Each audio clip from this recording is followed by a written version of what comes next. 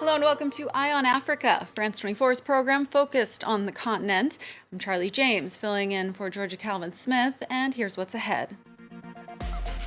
An uptick in rebel violence in the Central African Republic. France 24 takes you to the border with Cameroon, where thousands are fleeing to escape the militant threat. With the majority of COVID vaccine doses going to the wealthiest countries, South Africa is urging them not to hoard shots. We examine how vaccine nationalism is harming African nations. And Kenya rushes to save a species of endangered antelope. Fewer than 100 Mountain Bongo now live in the wild, with one conservatory leading the effort to repopulate them. Thanks so much for joining us this evening. Central African Republic soldiers have killed at least 44 rebels in an offensive, which took place about 90 kilometers from Bangui. The fighters have been launching attacks against the government of the newly re-elected president, Faustin Archange Touadéra. Rebel groups have attacked and seized several towns, pushing thousands of Central Africans to flee to neighboring Cameroon. The Cameroonian army is on high alert along the border, trying to prevent deadly incursions by armed gangs. Our team of correspondents traveled to the country's east to meet the people fleeing this violence. Cameroon has closed its land border with the Central African Republic. The army has been deployed to enforce the closure, but Central African refugees fleeing insecurity and violence are allowed to access neighboring Cameroon. The Gado refugee camp, located 30 kilometers away from the border, is receiving the displaced. L'attribution des abris tient compte de la taille de famille. This morning, Maurice Musuravi and his team from the UNHCR helps the newly arrived refugees to settle in. They have built 300 emergency shelters in the camp. Nous avons enregistré plus de 5000 personnes. Nous conjuguons tous l'effort pour pouvoir soulager tant ça peut la souffrance de cette population déjà vulnérable. Vanessa is one of them. This young disabled woman fled the Central African Republic with two young daughters. She is one of the 270 refugees who escaped the country's northwest villages, which are often targeted by rebel groups.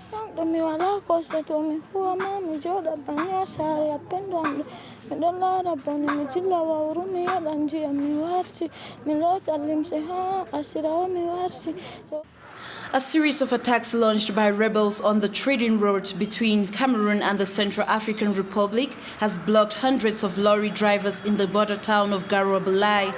The insecurity makes it impossible for them to continue their journey to Bangui. For the past month, over 800 lorry drivers stuck in the border town are living under poor conditions. Most of them have exhausted food rations, like Obeng, who transports perishable goods. The Central African driver has not been able to reach his family back home. Nous sommes des transporteurs, on n'est même pas dans la politique. Mais ce qui passe maintenant sur notre route, on ne sait même pas. On est bloqué, on est dépassé même. According to the UN Refugee Agency, more than 80,000 people have fled the violence and renewed attacks in Central African Republic to neighboring countries. South Africa's president lashing out over vaccine nationalism. Cyril Ramaphosa accusing rich countries of buying coronavirus vaccines in bulk and then hoarding them. Africa is struggling to secure enough vaccines to start inoculation programs, and South Africa has recorded nearly half the continent's coronavirus deaths. Ma Julien has more on Ramaphosa's call for excess doses to be released. Vaccine nationalism. That's what the World Health Organization is calling the tendency of some governments to look after their own citizens to the detriment of a global vision of the pandemic. On Tuesday, the president of South Africa, which reported half of the cases of coronavirus on the continent, said wealthy countries should release their extra doses. The rich countries of the world went out and acquired large doses of vaccines. And some countries have even gone beyond and acquired up to 4 times what their population needs. And that was aimed at hoarding these vaccines And now this is being done to the exclusion of other countries in the world that most need this. As an indication, the European Union has ordered nearly 2.3 billion doses for 450 million people, while so far 870 million vaccines, less than half the amount, have been secured for the African continent, even though it's nearly 3 times as populous. The World Health Organization says the unequal access to vaccination is not only a moral failure, but also an economic one. Vaccine nationalism might serve short-term political goals, but it is in every nation's own medium and long-term economic interest to support vaccine equity.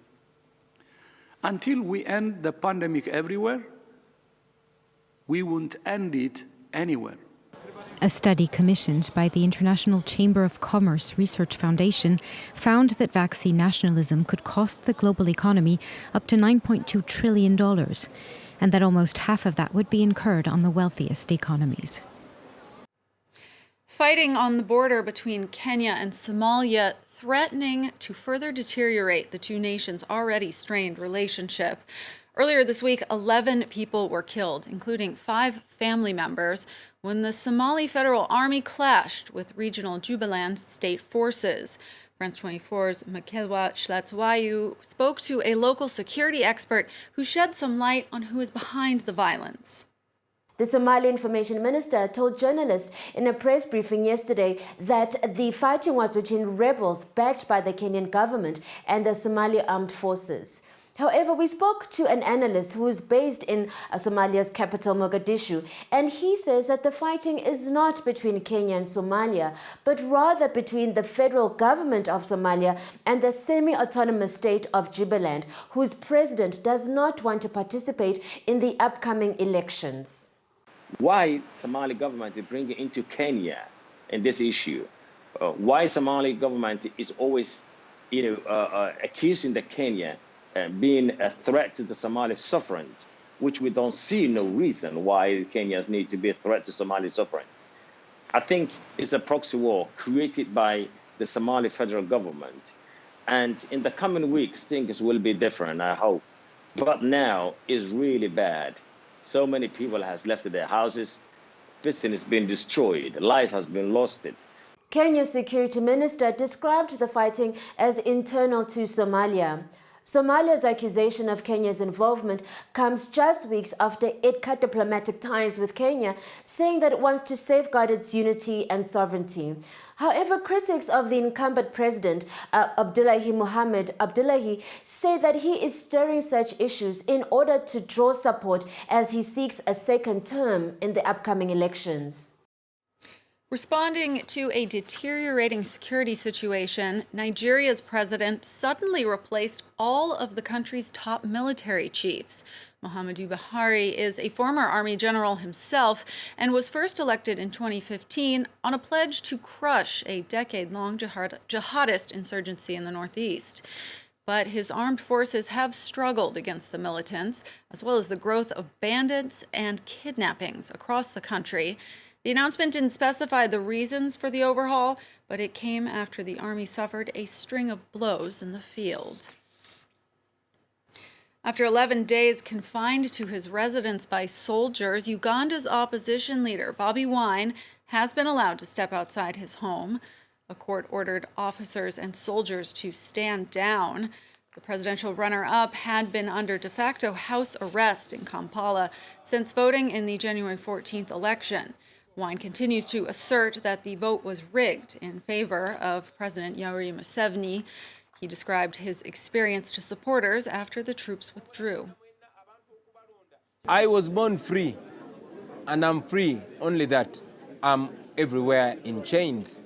As you saw, while the court ordered the police to vacate our premises, we still have police and military helicopters hovering over us. That does not stop us. We are not going to let them to identify us as unfree. We are free, and anything that is trying to take away our freedom will be resisted. Finally on the program, Kenya has spent the last 17 years trying to save a rare forest antelope called the Mountain Bongo.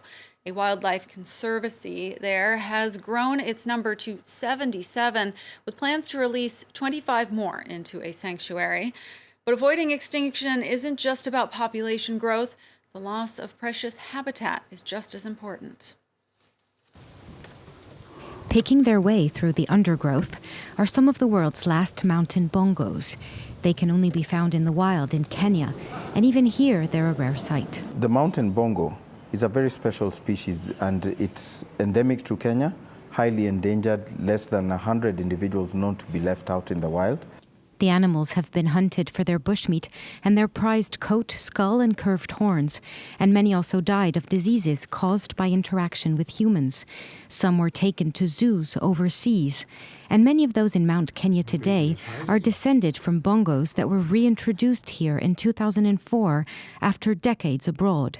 Conservationists say they've only recently adapted to living in the wild.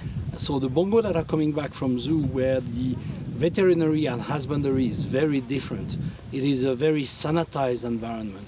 When they come back here, they need a very long time to be able to acclimatate. It has taken such a long time to come to where we are today. And having a healthy bongo population, in the last 5 years, we had more than 70 births. An extra challenge is the bongo's shrinking habitat. Forests in Kenya's highlands are rapidly disappearing due to illegal logging and growing human populations. Ultimately, what needs to be done is their habitat has to be highly protected. And these are the highland forests. So it won't be much use if we rear them successfully, but we end up with no appropriate habitat in which to release them. In a bid to boost the recovery of the species in the wild, the Kenyan government has launched an 800-acre bongo sanctuary on the slopes of Mount Kenya. That's all for this edition of Eye on Africa, but do stay with us here on France 24. More news up next.